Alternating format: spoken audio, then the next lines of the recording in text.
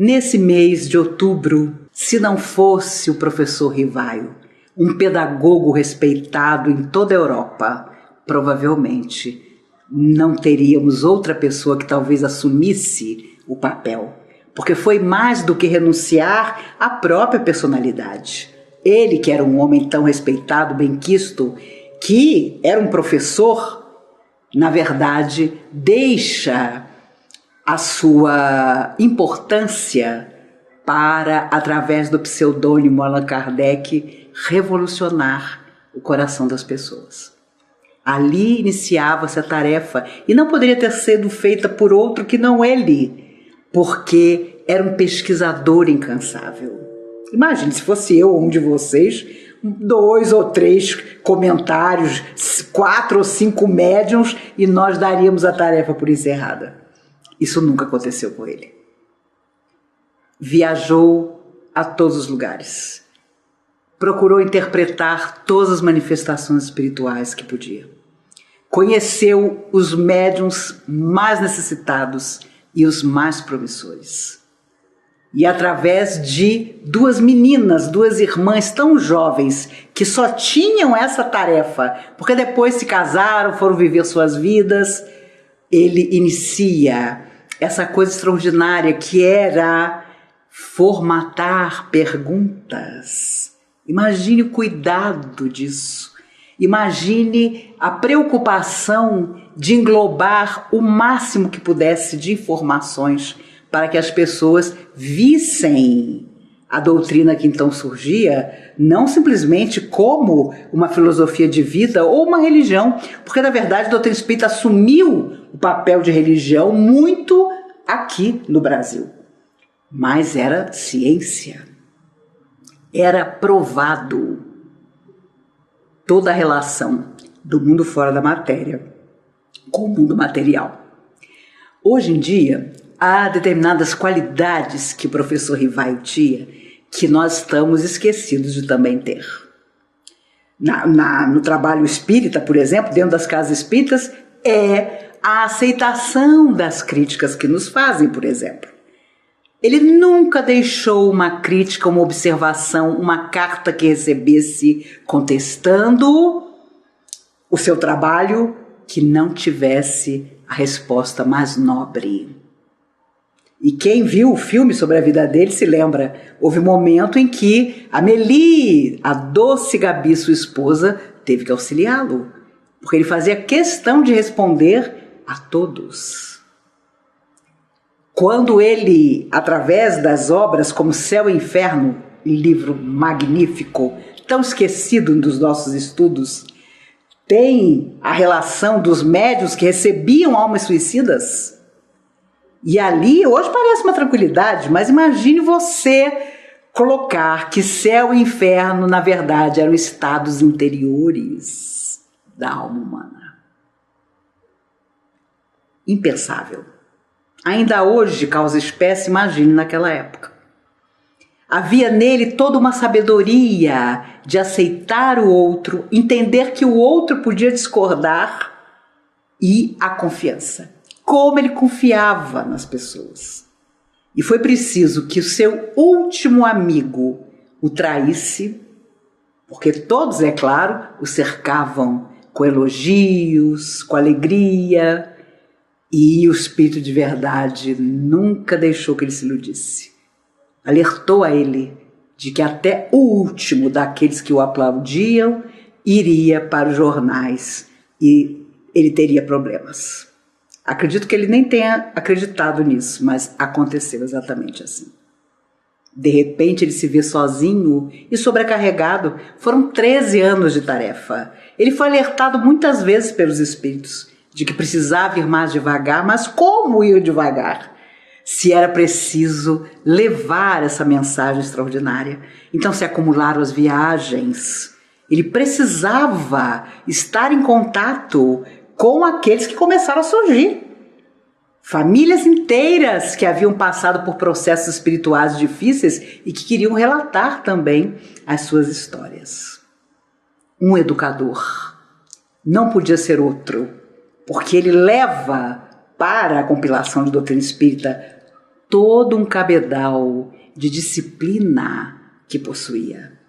Ele amava os seus alunos e foi proibido de lecionar.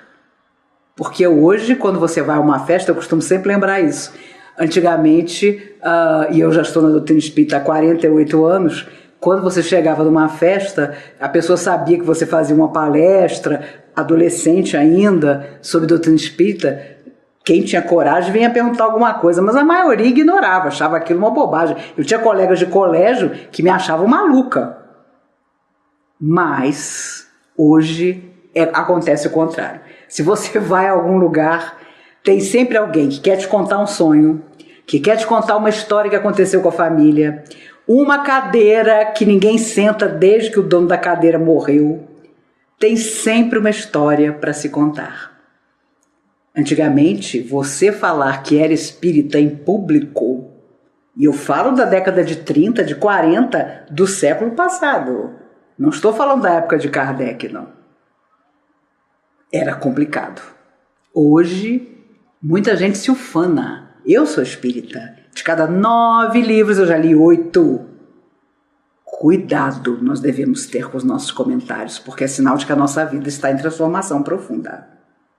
Nós somos aquilo que o mundo espiritual nos diz, através das mais diversas obras que nós devemos ser. Porque surge depois Chico Xavier. E o acaso não presidiu isso. Porque era preciso ampliar o conhecimento. Se tivéssemos ficado nas obras básicas, que sabiamente Kardec compilou, hoje talvez não comentássemos sobre o doutrina espírita.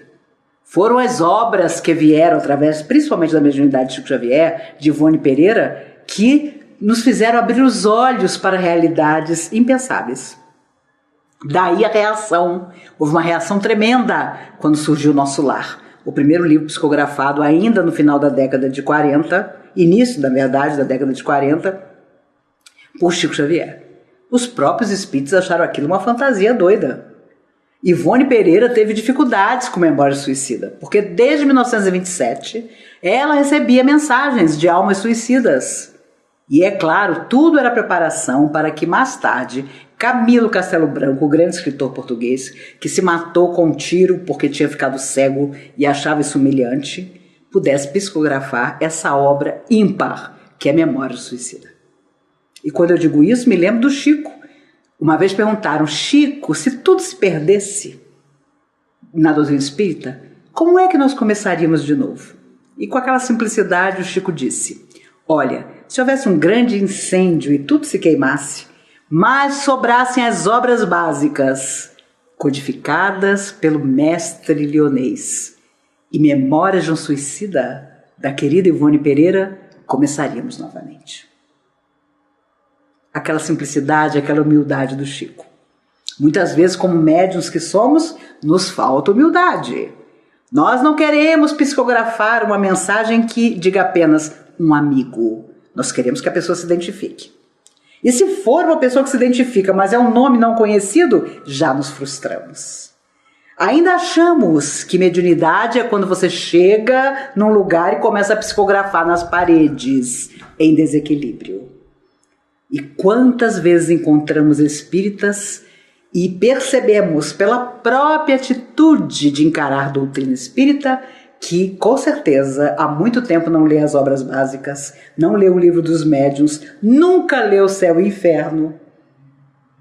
Eu sou tão antiga na doutrina espírita que antigamente, quando eu tinha 15 anos, estou com 62, havia dirigentes na comunhão espírita, a comunhão então era muito pequena, que diziam, eu nunca li o livro dos médiuns e dirijo um grupo mediúnico. E tinha quem achasse bonito uma coisa dessa. Cabe aqui alguma crítica? Não, mas sempre um alerta. Nós às vezes cobramos atitudes do outro, estudo do outro.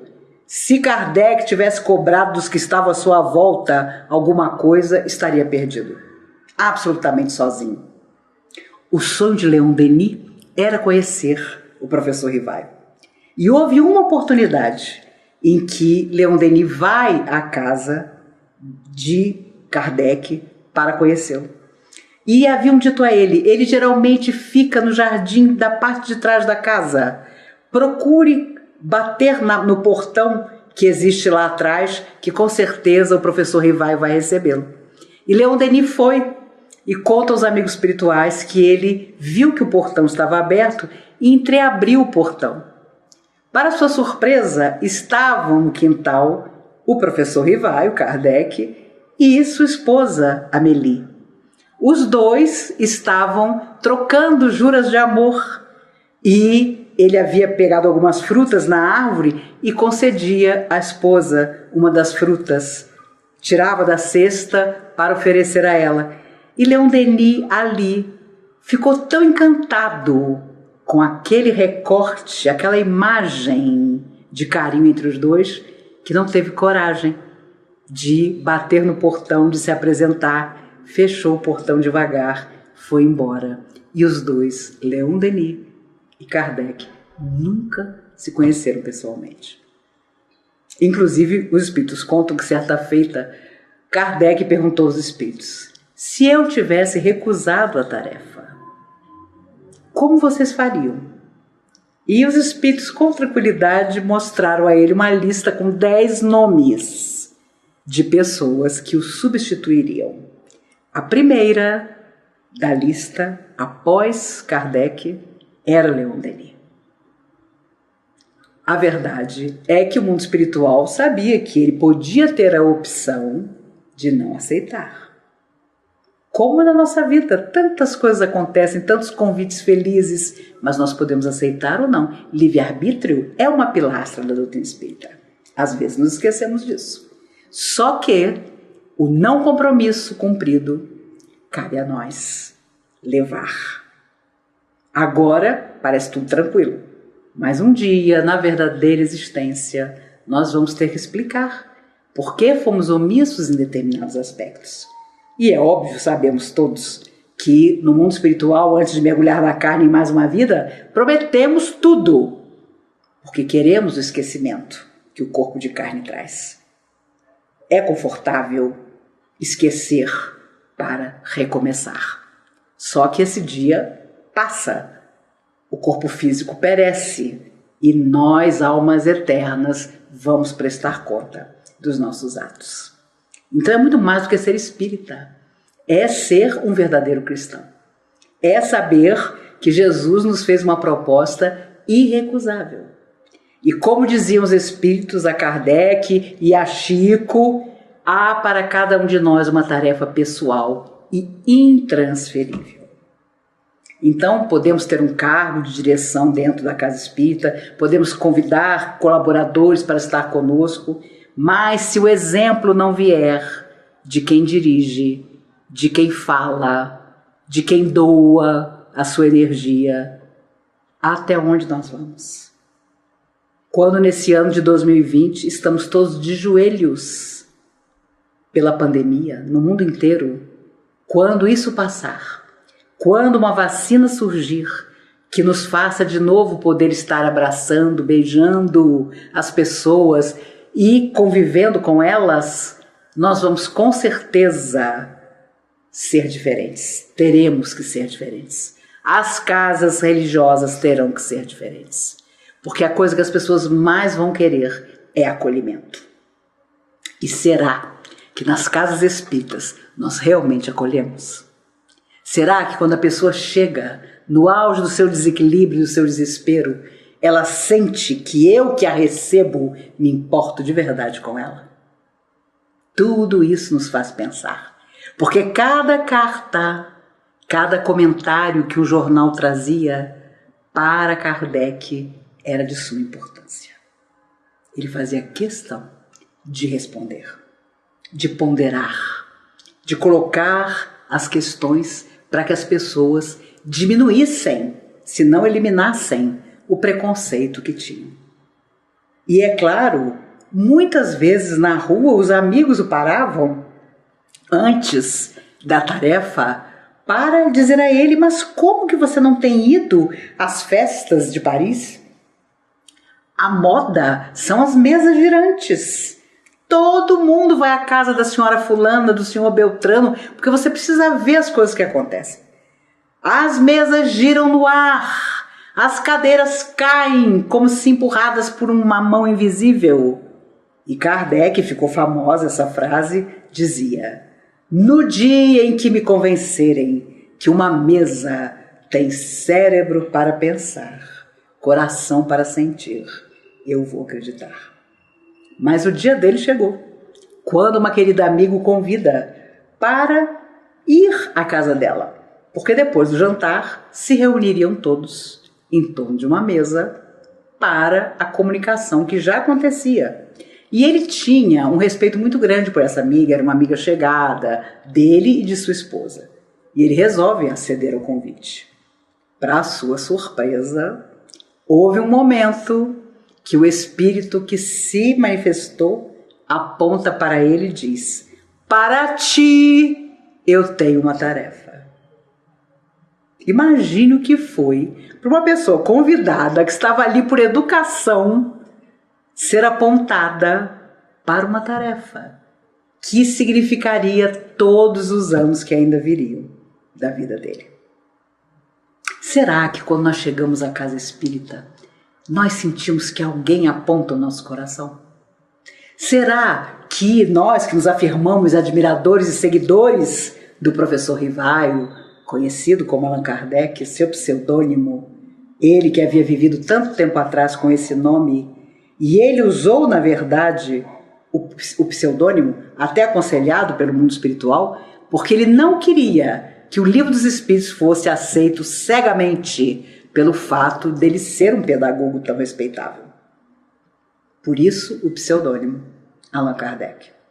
Nós todos sabemos que André Luiz não é o nome verdadeiro do médico sanitarista que, através dos anos, escreveu através do Chico. Ele não queria criar problemas para o Chico. Sua família ainda encarnada.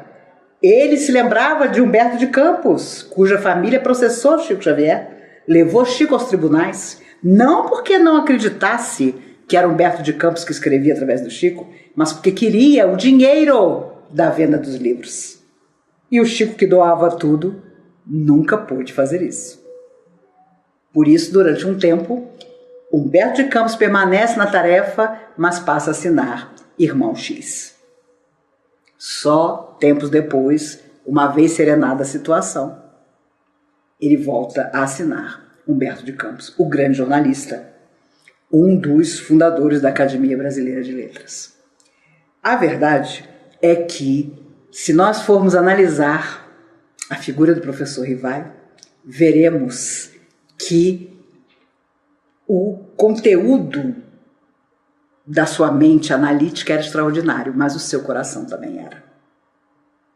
E ele sabia muito bem que era preciso que a parte científica da doutrina se desenvolvesse futuramente, o que não foi possível, como se desejava, por outras questões, para que a doutrina fizesse face à ciência em todas as épocas. De certa forma, isso não aconteceu, porque, por uma série de questões, de pessoas que tinham tarefas, mas que desistiram da tarefa, coube apenas a uma mediunidade como a do Chico, ímpar, em desenvolver o que fosse possível. Então, o próprio Chico admitia que Evolução em Dois Mundos era um livro que ele tinha psicografado, que ele já tinha lido várias vezes, mas ele dizia: é um livro que só no século XXI nós vamos realmente ler e entender. E quem já leu sabe que não é um livro de leitura fácil. Mas eu acho que o mais difícil, no fundo, é a nossa própria transformação, que é aquilo que a doutrina espírita nos propõe o tempo todo. Não basta nos afirmar espíritas, é preciso agir como quem sabe, porque é mais do que acreditar. Se fosse assim, seria até fácil. Não, eu creio, eu tenho fé, mas é a fé raciocinada. É o que Kardec mais pretendia, que nós não acreditássemos. Olha ali, o galo cantou, olha, agora foi lá. Jesus mesmo teve essa preocupação. Mas precisávamos analisar. E é claro, com o passar do tempo, as pessoas foram atrás porque Chico Xavier, sem dúvida, foi um missionário que nos falou dessa relação absoluta de nós encarnados com aqueles fora da matéria. A partir do início da década de 70 do século passado, quando Chico começa a psicografar mensagens de jovens desencarnados, a coisa explodiu. Porque então as mães diziam: esse é meu filho. Essa história, impossível que o Chico conhecesse. E nós passaríamos a noite aqui lembrando das psicografias do Chico. Mãe, no meu armário, embaixo de não sei aonde, tem tal coisa. E a mãe foi lá e descobriu. Mãe, o meu tataravô, que vocês nunca conheceram, está enterrado no cemitério tal, o túmulo número tal. Coisas assim, impressionantes, que só ao longo de toda uma existência reta e nobre pôde colocar uma assinatura de luz em tudo aquilo que Kardec pretendia. Nós precisamos pensar o que é todo esse conhecimento na nossa vida. Se ele não nos torna melhores, vamos procurar outra coisa. Até porque o tempo é urgente. Nós não temos mais tempo para fazer, na próxima vida eu resolvo isso. Impossível. Porque a Terra, malgrado a nossa própria vontade, também se transforma. E se nós quisermos ainda voltar um dia para viver a Terra renovada, a Terra da regeneração, nós vamos precisar correr. E acho que depois de tudo isso que todos nós estamos vivendo esse ano, não é possível que não haja em nós a urgência e a consciência de que se alguém como Kardec doou sua vida para esclarecer a tantos, se surge a figura de Chico Xavier, com mais de 70 anos de trabalho, 92 anos de vida, exemplo absoluto, porque a verdade é que ele foi taxado de tudo que se pode imaginar. As pessoas atravessavam a calçada para não cruzar com ele. Mas houve um momento em que era impossível não admitir que aquela pessoa era alguém que absolutamente estava falando da verdade. Em 76, houve o Congresso Mundial de Jornalistas e Escritores Espíritas, e a Comunhão e a Federação Espírita Brasileira promoveram. Veio gente do mundo inteiro a Brasília, e o Chico veio também. E eu sou testemunha de que, no dia seguinte, ele começou às 8 da noite no ginásio de esportes, e eram 8 da manhã do dia seguinte. A cidade inteira estava lá. Ele deu uma rosa a cada pessoa, um beijo, um abraço e uma palavra. Imagine um ginásio de esportes superlotado. Ele passou a noite. Nós éramos da mocidade, fizemos uma mesa com tudo de comida que vocês podem imaginar. Nós éramos garotos, 17, 18 anos. No dia seguinte estávamos todos exaustos e o Chico ali. Eu me lembro, eu digo sempre que eu tenho a honra de ter aprendido com ele que eu não amava ninguém. Porque eu cheguei, já não tinha quase ninguém no ginásio, já era de manhã, e eu cheguei e disse: Chico, você deve estar morto de cansaço, morto de fome, porque eu só vi você beber água. Tudo que nós tínhamos para você comer acabou, nós comemos. Você deve estar exausto. Ele abriu um sorriso e disse: minha filha, o amor não cansa nunca. E como eu estava morta de cansaço, eu vi que eu não amava ninguém. E guardei a lição. Era preciso fazer alguma coisa. E acho que nós temos um autoconhecimento suficiente para saber quando só religião não está adiantando para nós. Quando nós precisamos, sim, procurar o profissional da saúde, um psicólogo, um terapeuta sério, porque há tanta coisa dentro do nosso coração que nós podemos solucionar conversando. Sabe, com um profissional que nos aponte também caminhos. Porque é muito fácil chegar à casa espírita, contar o nosso drama, seja ele qual for, e dizer que venham todas as entidades para me ajudar, se nós não dermos um passo na direção do bem, Por isso Emmanuel dizia através do Chico, o único, ele não dizia o melhor, o maior, o único objetivo da alma que vem à Terra é fazer o bem. Imaginem as solidões que Kardec viveu. Quando viu amigos que no início o apoiavam ir para os jornais para dizer que aquilo tudo era mentira e que o professor Rivaio era um farsante. A verdade é que, embora os espíritos o aconselhassem a ficar mais tranquilo porque ele já tinha uma deficiência no seu coração, ele nunca pôde aceitar isso, porque ele também sabia da urgência de fazer o máximo que fosse possível para que outros viessem. Por isso, sua esposa, Amélie, que viveu mais tempo do que ele, fez questão de manter a sua memória e, mais que isso, de divulgar a obra que ele havia deixado. E quando se conheceram, ele ficou imediatamente apaixonado. Ela estava tocando piano quando se viram pela primeira vez.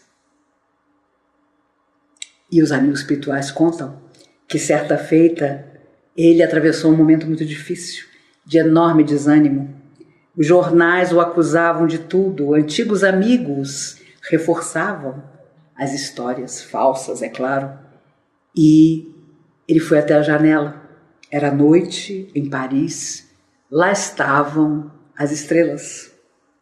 E ele olhou pela janela aquela beleza toda e pensou: meu Deus, terá valido a pena tudo isso? Será que realmente romper essa cortina valeu a pena? Dizer às pessoas da Terra que continuamos, que somos imortais, contar os detalhes dessa relação do mundo visível com o mundo invisível, terá valido a pena? Alguém bate na porta do escritório. Era sua esposa. Alguém havia deixado uma caixa na porta. Ele a abriu. Para sua surpresa, encontrou dentro da caixa uma edição do Livro dos Espíritos ricamente encadernada. Uma capa de couro maravilhosa, letras, o Livro dos Espíritos escrito em ouro. Ele ficou impressionado com aquilo. Alguém lhe enviara aquele presente. Quando ele pega o livro, cai do livro uma carta.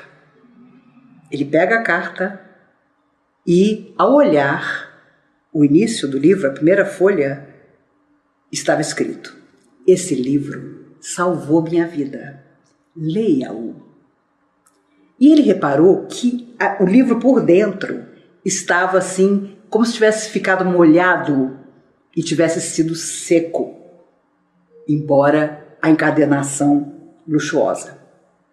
Ele abriu a carta que trazia o livro, que o livro trazia, e ali dizia: professor Rivaio, me chamo fulano de tal, tenho 20 e poucos anos, há 2 anos perdi o amor da minha vida, minha esposa era tudo para mim, uma doença rápida a tirou de mim.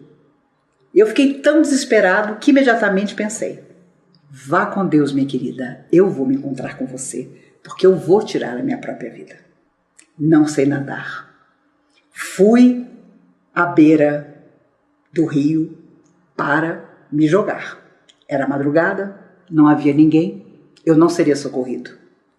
Tudo escuro, apenas um pequeno poste à distância. Eu imediatamente coloquei minhas mãos sobre o muro para fazer força e me jogar. Mas a minha mão tocou alguma coisa viscosa. Imediatamente eu tirei a mão, imaginei que fosse algum bicho, alguma coisa. Peguei aquilo com cuidado, porque estava todo molhado, fui até o único poste e era este livro. E alguém havia deixado o livro ali no muro e havia na primeira página isso que o senhor deve ter lido: esse livro salvou minha vida, leia-o. Eu fiquei tão impactado porque eu ia me jogar que levei o livro para casa. Pensei: vou lê-lo em alguns dias, depois eu volto e me jogo. Não pude fazê-lo mais. Esse livro, professor, salvou minha vida também. Deus abençoe ao senhor, a sua esposa, a todos aqueles invisíveis que colaboraram para que essa obra pudesse surgir na terra. E os espíritos contam que o professor Rivaio, abraçado àquele livro, voltou até a janela, olhou de novo as estrelas e agradeceu infinitamente ter sido o portador da renovação da Boa Nova de Jesus. Quando cada palavra psicografada pelas almas nobres e também pelas sofredoras que nos contam suas próprias lutas, nos querem dizer: aproveitem. Enquanto é dia, enquanto existe saúde, enquanto existe vontade de mudar, aproveitem. Façam tudo o que for possível. Que a figura do professor Rivaio, que sem medo algum pôde dispor de todos os anos que ainda teve para simplesmente viver aquela verdade maravilhosa, que ele nos inspire, que ele nos faça perceber, em definitivo, a seriedade de estudar a doutrina espírita, mas mais do que isso, de praticar. Porque a doutrina espírita, como gostamos tanto de dizer e ouvir, é Jesus de novo a nos lembrar do seu evangelho. Mas só o será de verdade se cada um de nós for o coração acolhedor para todos aqueles que nos buscarem. O acaso não existe. Somos o passado em forma de presente. E passaríamos a noite aqui fazendo afirmações as mais luminosas que a doutrina espírita nos traz. Nenhuma crítica a nenhuma outra religião, porque ontem passamos por todas elas e viemos nos refugiar na doutrina espírita, porque talvez pela primeira vez o nosso raciocínio precisa acreditar. Nos tornarmos como aquele relógio antigo da casa dos nossos avós. Aqui em cima, os ponteiros. Abaixo, o badalo. Um não vive sem o outro. Ah, fulano é tão emocional, é tão intempestivo. Mas fulano então precisa aprender a raciocinar. Ah, fulano é duro, ele é raciocínio puro. Então fulano precisa aprender a sentir.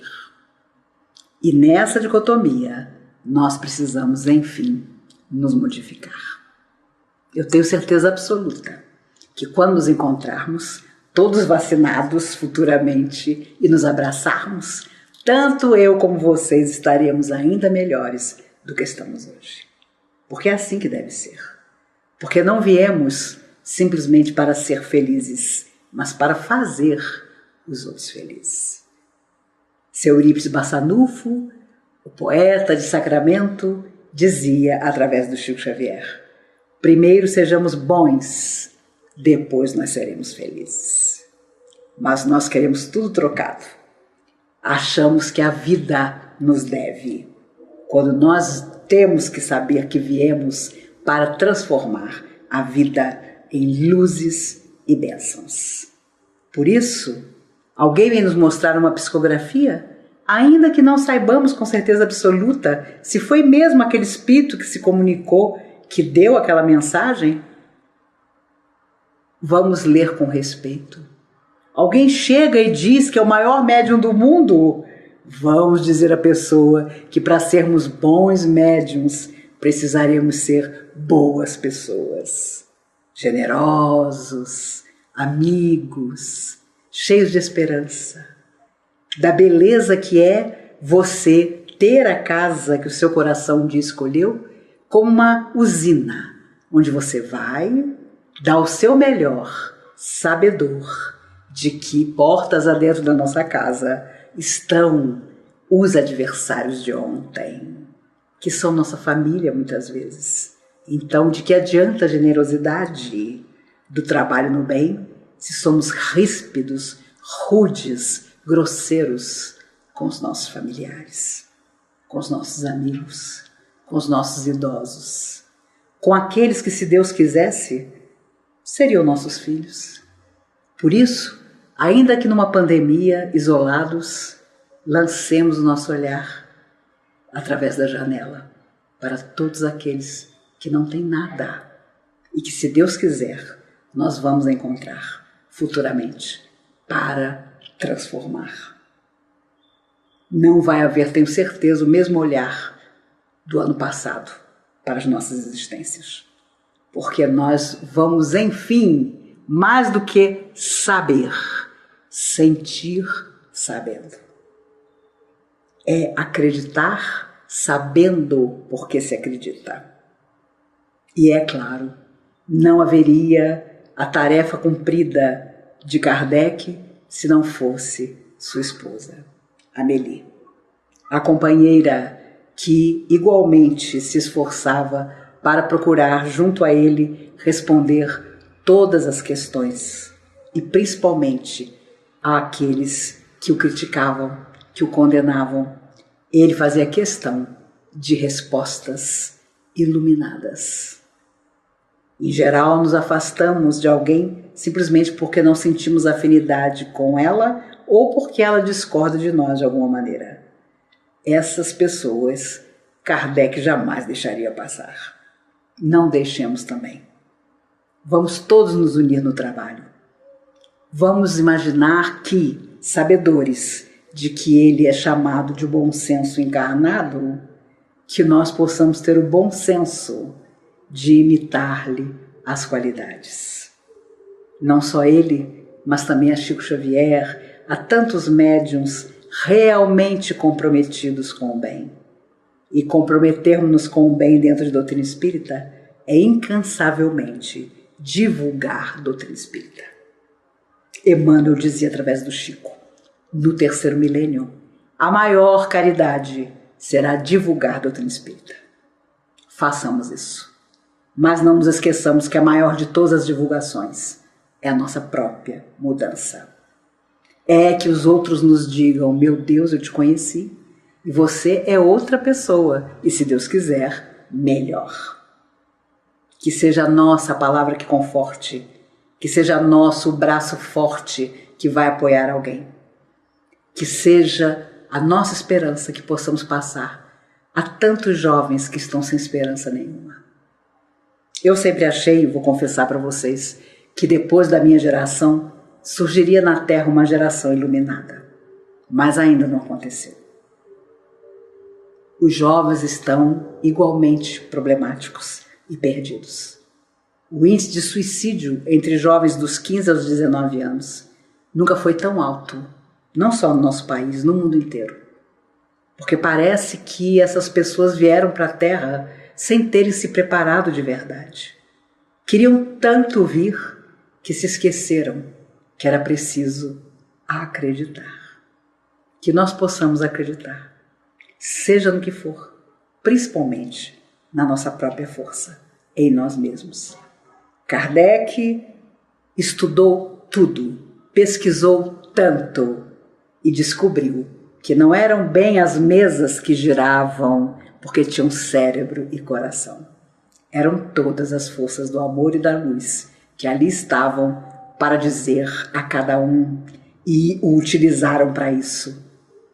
Lembrando as palavras do Cristo, vós sois deuses, um dia fareis o que eu faço e ainda mais.